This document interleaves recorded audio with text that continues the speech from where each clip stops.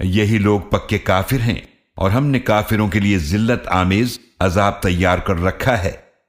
और जो लोग अल्लाह और उसके रसूलों पर ईमान लाए और उनमें से किसी एक के दरमियान भी फर्क नहीं किया, ये वो लोग हैं कि अनकरीब अल्लाह उन्हें उनके अज्र अता फरमाएगा और अल्लाह बड़ा ही बख्शने वाला निहायत रहम फरमाने वाला है।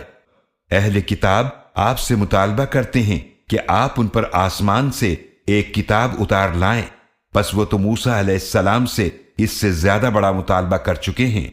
तो उन लोगों ने मूसा अलैहिस्सलाम से कहा कि हमें अल्लाह दिखा दो ऐलानिया तौर पर, तो उनके जुल्म की वजह से उन्हें कड़क ने आ पकड़ा।